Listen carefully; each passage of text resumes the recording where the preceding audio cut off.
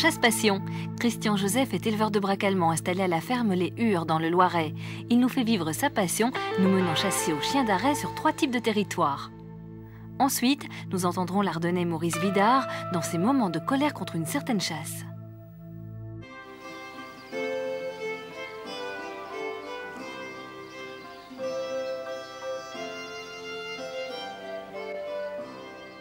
Damary en Puisay. Nous nous rendons à l'élevage de la Bruyère des Gâtines où Christian et Michel Joseph soignent notamment 2 étalons champions à l'élevage. Nous savons chez qui nous nous rendons car Christian a remporté de nombreux prix et a été sélectionné 2 fois pour le championnat du monde. Son métier est l'agriculture et sa passion, le braque allemand. Allez, on y va. On y va. Arrête. Lali. Arrête. Tout à l'heure.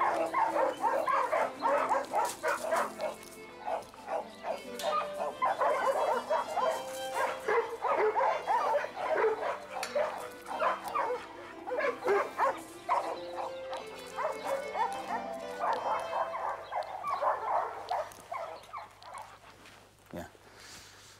Alors voilà, je vous présente un standard du braque allemand. Voilà le modèle, un très beau sujet de braque allemand qui a un très beau chanfrein, c'est-à-dire le chanfrein, c'est la longueur entre la truffe et entre les 2 yeux, ça s'appelle le chanfrein. Une très belle boîte crânienne avec une oreille un petit peu papillotée, mais il faudrait qu'elle soit un petit peu plus plate, mais c'est quand même bien accroché sur la tête. Une très belle encolure, très belle ligne de dos, et avec une très belle musculation. Un chien très sportif qui a un excellent standard dans la race du braque allemand. Alors un chien de chasse demande une qualité de nez, une qualité où le chien doit faire preuve d'énergie, de passion sur le terrain, et surtout une capacité olfactive importante. Quand on voit qu'un chien arrête à 2 mètres, pour moi c'est un minable chien de chasse. Le principal c'est quand on voit un chien qui remonte bien ses émanations et qui a pris l'émanation de très loin, là on peut penser que c'est un chien qui a un excellent nez. Ce sont des capacités acquises par la génétique, par notre travail, nous, éleveurs de braque allemand, parce que tous les chiens que l'on croise ensemble, ce sont des chiens qui ont fait preuve sur le terrain, c'est-à-dire dans les concours officiels, nationaux et internationaux, de capacité, de quête, d'énergie, de nez, d'obéissance, parce qu'un chien, il ne suffit pas de l'élever, il faut aussi le dresser. L'essentiel, c'est de remarquer la lignée et de conserver la lignée. Parce que la lignée d'un chien qui n'est pas fixé, quand vous voyez toujours un petit peu les affixes se répéter, vous dites cette lignée-là a été travaillée. Que si vous voyez des affixes qui sont un peu séparés, vous dites là, il y a un bon chien, mais quelque part la lignée n'a pas été suivie. Alors, bon, évidemment, les champions ne font pas forcément tous des champions de travail. Moi, on essaie, dans la mesure du possible, de trouver des bons chiens un petit peu à l'extérieur pour revenir après sur notre lignée à nous. Parce qu'il faut s'en aller pour éviter la consanguinité. Il y en a beaucoup qui font de la consanguinité pour bien fixer pour fixer un peu mieux leur lignée. Mais de temps en temps, il faut quand même s'en aller assez loin et revenir dans la lignée pour revoir et refixer les gènes dans la portée d'une chienne, quand même. Alors en quelque sorte, vous faites office de relations publiques pour le chenil, pour l'élevage. Je pense avoir compris que les concours sont d'une grande importance. Oui, tout à fait. Les concours sont pour nous une grande importance. Donc, évidemment, c'est mon mari qui conduit tous les chiens de compétition. On appelle cela des fils trials. Et je vais vous dire que pour nous, c'est la vitrine de notre élevage. C'est le marketing, c'est la vitrine. Mon mari s'en va dans toute l'Europe, la France. Beaucoup de concours de printemps. Le printemps, ça veut dire du gibier naturel. Ce sont des chiens qui font des compétitions au printemps. Ce sont des chiens prestigieux qui qui ont beaucoup de tenue. C'est des chiens, des athlètes, quoi, des athlètes de la chasse. Première prestation de la journée, Ilotte du Clos de la Gâtine est championne de printemps sur gibier naturel et championne internationale de travail. Cette chienne est exclusivement réservée au Field Trial et donne une bonne représentativité de l'Afix à travers toute l'Europe. Son élégance de course sur le terrain, son splendide port de tête, son allure, son style bien inhérent à sa race ont porté Christian à baser son élevage sur ce type de chien. Ces présentations étant faites, amis chasseurs, en route pour une journée de chasse à l'arrêt.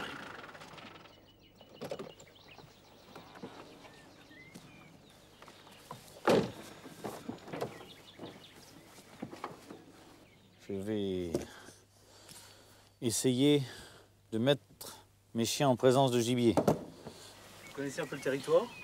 Ah oui, je connais bien le territoire. C'est chez un ami qui s'appelle Jean-Luc Guenot, qui est du domaine de la Chaurie. Et je viens souvent faire un petit tour à la chasse, là.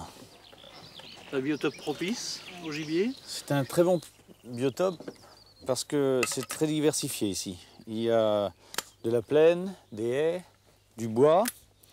Et en fait, c'est un territoire idéal pour chasser seul ou avec un ami sur ce territoire. Il y a un petit peu de marais en plus. Alors, il y a quelques bécassines. Mais c'est souvent, en fait, l'endroit où je préfère aller parce qu'il y a beaucoup de changements de terrain. Et pour mes chiens d'arrêt, ça correspond très bien, ça.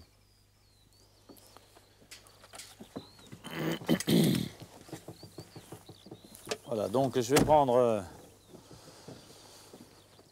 un de mes chiens. J'en ai 3 et je suis là pour la journée.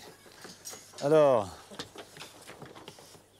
ils vont sortir l'un après l'autre pendant une demi-heure, 3/4 d'heure, suivant le tempérament du chien. Certains ont l'habitude de chasser pendant plus de 2 heures en allant d'un bon train, mais d'autres se fatiguent au bout d'une heure. Ça dépend de la température, ça dépend des circonstances, de la forme du chien. C'est comme nous, si on a envie de marcher pendant toute une journée, aller à la chasse, mais de temps en temps, il faut se reposer. La chasse, c'est de la détente. C'est pas boum boum, je te tue, je mets dans le carnier, etc. Moi, je conçois la chasse seul ou avec un ami. Bon, aujourd'hui, je suis seul, mais souvent, on est 2-3 amis et on a chacun notre chien. Et on va prendre une plaine ou un petit bout de haie et on va avec nos chiens souvent s'amuser. Mais ce que je souhaite, moi, c'est que la chasse soit une chasse aux chiens d'arrêt, éventuellement, ou en leveur de gibier comme les Springer, etc. Ça dépend, j'ai des copains qui ont bien les Springer et qui vont bien dans les haies. Alors, c'est la complémentarité avec le chien. La chasse aux chiens d'arrêt, elle est également faite pour aller avec d'autres chiens, hein. Alors, vous avez des leveurs de gibier. Quand vous avez votre chien d'arrêt qui arrête dans un coin, et puis que le leveur de gibier il vient et tac, il bouscule le faisan, c'est parfait parce que c'est la complémentarité des 2 chiens en action de chasse. Et je trouve que c'est pas mal parce que nos chiens d'arrêt, tels que les braques allemands, puisque moi j'ai des braques allemands, sont pas faits pour aller dans les épines ou dans les ronces. Et chaque chien et chaque race de chien de chasse est faite pour une spécialité, c'est-à-dire que les broussailleurs, c'est fait pour rentrer dans les épines. Les chiens d'arrêt, certains y vont, pas tous, beaucoup y vont quand même, mais c'est pas leur spécialité de rentrer dans les ronces.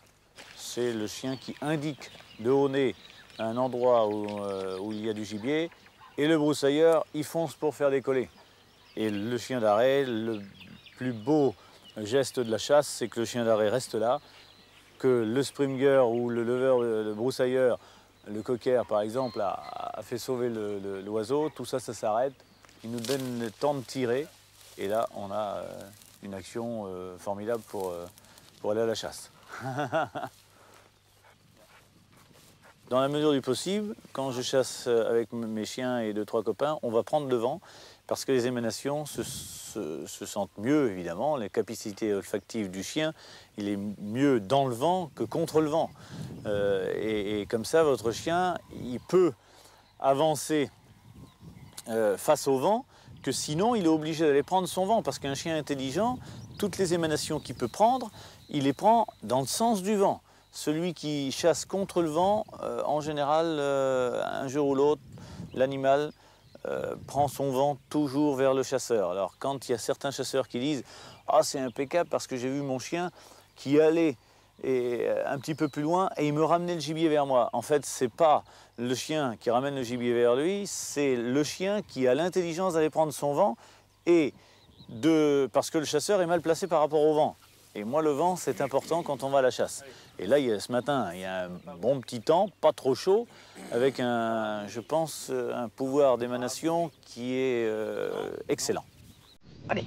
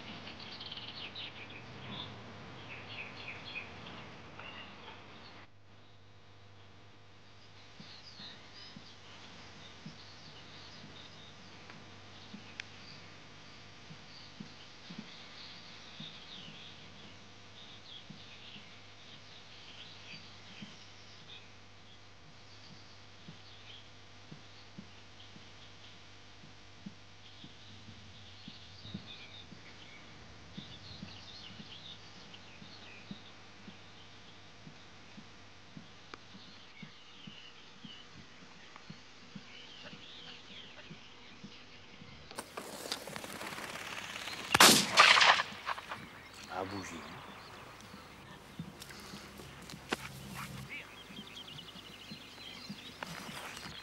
Voilà, c'est bien, ma Josie. À porte-pied, c'est bien. Assis, assis, Josie. Voilà. Tu es belle, ma Josie. C'est bien, ma Josie. Tu es belle. Alors, la qualité de l'arrêt? Tu es belle, ma Josie. Alors, la qualité de l'arrêt, c'était un arrêt superbe, avec une belle remontée de points. Un point, c'est un arrêt pour nous. Et quand vous avez vu la chienne remonter les émanations, paf, à l'arrêt, et le perdreau, il était à peu près à 15 mètres. Elle a une très bonne capacité olfactive, celle-là. Vous avez vu et pu constater qu'elle était sage à l'envol, sage au feu. Ça, c'est la finalité d'un bon dressage d'un chien qui doit respecter l'envol du gibier pour qu'il ne gêne pas son maître, et que, en fait,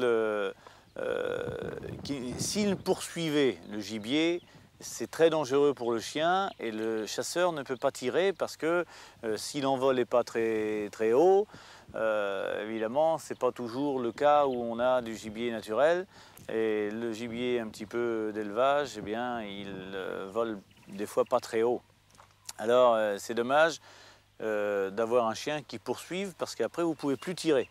Par exemple, vous allez à la caille, les cailles ne vont pas aussi suffisamment très haut.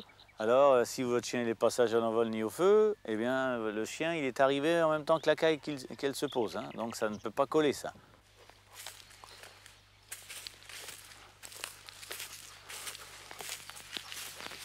Le plaisir de la chasse.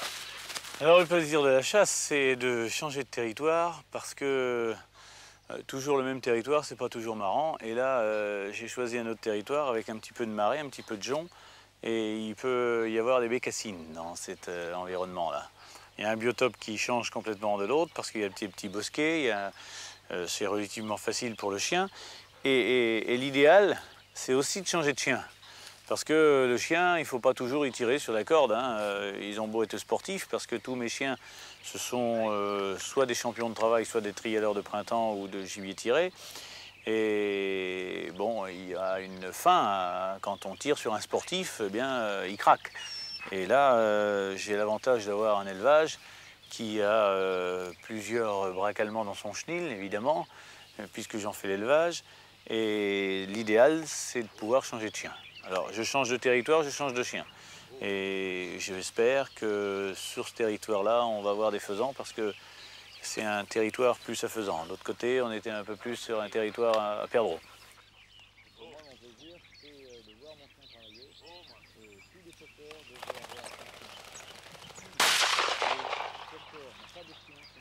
Pour moi, mon plaisir, c'est de voir mon chien travailler. Et tous les chasseurs devraient avoir un chien. Si le chasseur n'a pas de chien, ce n'est pas un chasseur, excusez-moi l'expression, c'est un tireur. Et pour moi, le chasseur, il se conçoit, et la chasse se conçoit surtout avec un chien, qu'il soit d'arrêt ou autre. Mais on ne va jamais à la chasse sans chien. Si vous allez à la chasse sans chien, pour moi, il n'y a aucun rapport. Apporte, info, apporte, voilà. C'est bien, mon info, tu es beau. Tu es beau, info, voilà. C'est bien, mon info, tu es beau. Tu es beau, mon info, c'est bien. Assis, assis, assis. Allez, assis, assis. Que ça soit bien. Tu es beau, mon info, tu as été sage, hein, c'est bien. Sage à l'envol, sage au feu. C'est parfait, mon info. Hein?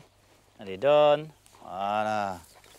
C'est bien, mon info. La qualité de l'arrêt est exceptionnelle. Vous avez vu la remontée d'émanation qu'il a fait.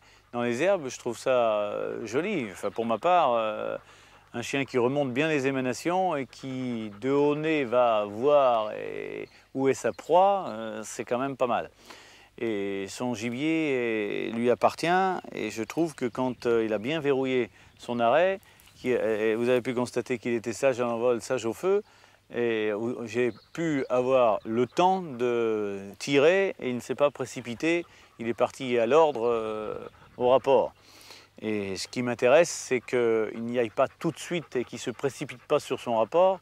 Parce qu'un chien qui est très chaud, on appelle ça chaud parce qu'il est très vif à l'air apporté, c'est pas très joli. Alors il faut, avec un bon dressage, trouver exactement ce juste milieu là, qui ne se précipite pas, mais qu'il aille au rapport que quand vous lui avez commandé.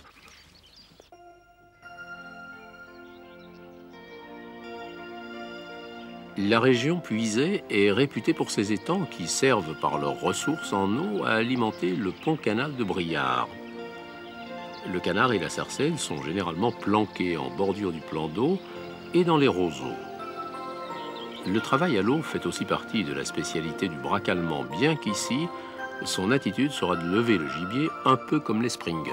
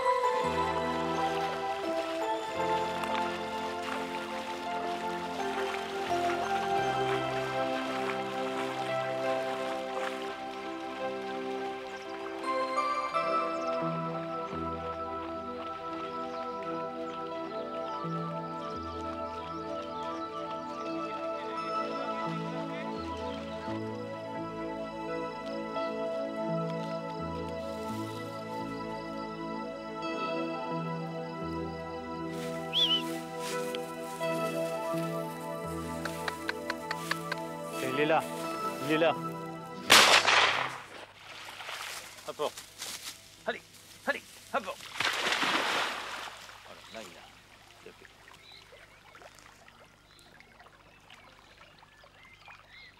Apporte mon info. Apporte. Voilà. C'est bien, mon info. Apporte. Apporte, info. Allez, apporte. Voilà. C'est bien, mon info. C'est beau. Apporte, info. À la nage, le rapport en eau profonde fait garder tout son dynamisme au chien. Cette dernière chasse à laquelle Christian nous a conviés est bien le résultat d'une véritable complicité entre le chien et son maître. Histoire d'une passion. Allez, donne. Voilà, c'est bien. J'ai pas mon fusil. Que je prenne le fusil, non? Maurice Vuidard est agent des eaux et forêts. Il sait contre quoi il doit se battre pour une saine gestion du gibier. Tendez l'oreille pour une bonne rasade de coups de gueule.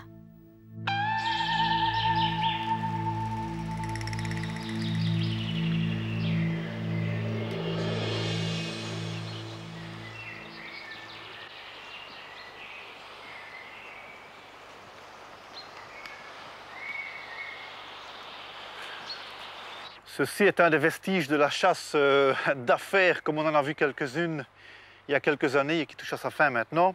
C'était carrément la chasse d'affaires, la chasse commerciale, le viandeur, le chasseur qui ne pensait qu'à se faire du fric sur le compte du pauvre gibier. Alors il avait imaginé de faire un élevage de sangliers.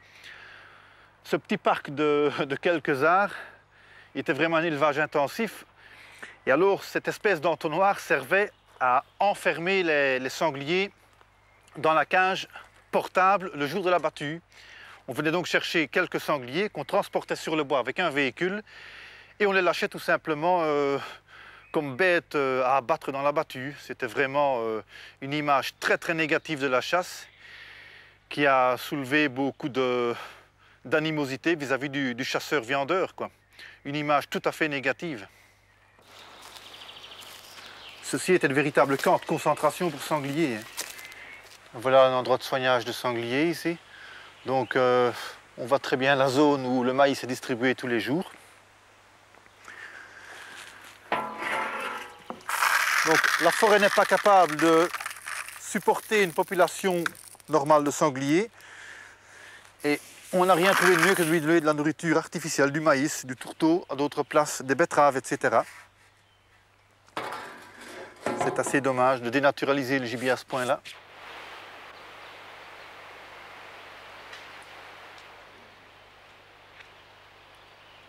La forêt de gauche, là, en fait, c'est la forêt feuillue, telle que le gibier en rêve, du fait qu'il trouve la nourriture un peu partout. C'est une forêt qui vit sur elle-même. Les différents âges, différents stades de la forêt existent. Il y a l'ensoleillement, il y a les semis qui peuvent venir, le rapport forestier. Et alors, on n'a rien trouvé de mieux que de pouvoir enrésiner une partie de la forêt. Et cette forêt qui est devenue sombre, parce que c'est une forêt feuillue, la lumière accède au sol à différents endroits durant une période raisonnable de la journée. Tandis que dans les forêts équiennes de résineux, ben, il n'y a plus rien, quoi. C'est la mort complète de ce qui est au sol. La strate herbacée est complètement disparue. Il n'y a plus aucun rejet de souche, il n'y a plus rien. Et ça donne cette forêt sombre qui est là, où le gibier ne peut plus rien trouver à se mettre sous la dent. Bon ben voilà une des causes de dégâts. Le cerf qui n'a rien à manger pendant l'hiver, eh bien, qu'est-ce qu'il a fait? Il a brouté les pointes d'épicéa, qui ne sont d'ailleurs pas la panacée de leur nourriture, mais faute d'autre chose, il faut bien qu'ils se mettent quelque chose sous la dent. Alors, les dégâts, évidemment, font que le sylviculteur n'est pas content de voir sa plantation de résineux mangée par le gibier. Et le gibier non plus ne trouve pas son compte parce qu'il n'a que de l'épicéa à manger, or qu'il a besoin de ronces, de plants, de bouleaux, de genêts, etc. Mais tout ça est au passé et dans ce milieu, ce biotope ne lui convient plus parfaitement. Si le biotope lui convenait, il n'y aurait pas ces dégâts sur les plantations résineuses. On a fait un essai ici pour donner de la nourriture durant l'été au gibier. On a installé des boutures de saule à oreillettes. Donc la bouture est simplement un petit morceau de branchette de 20 à 40 cm de haut que l'on pique en terre dans des endroits un peu ensoleillés comme celui-ci et où le gibier peut accéder de jour tant qu'il veut puisqu'il est en plein bois à l'écart de toute civilisation, si on peut appeler ça ainsi. Donc cette bouture de saule a été installée il y a 2 ans. La première année, évidemment, il y a eu très peu de bourgeons et très peu de pousses. Et c'est la raison pour laquelle une banderole rouge et blanc de protection avait été installée. Mais malgré cette banderole, bon, les cerfs ont sauté au-dessus et ils ont commencé à brouter. L'année dernière, ça a repoussé de nouveau. Et le gibier a de nouveau recoupé les pousses que l'on voit ici. Ces petites pousses, c'est les coupes de l'année dernière. Et cette année, voilà la pousse qui repart, qui va être broutée durant l'été. Et ces petites boutures, bon, semblent bien s'installer. Certainement un problème d'équilibre forestier ici entre la faune et la forêt qui l'entoure. Si la forêt était bien équilibrée au niveau nutritif, tous ces problèmes d'abrutissement n'existeraient pas. Il y a des épicéas qui sont transformés en véritables bonsaïs. Toujours en compagnie de Maurice Vuidard, votre prochain rendez-vous nous conduit sur la piste des cervidés au cœur des Ardennes belges. À bientôt dans Chasse Passion.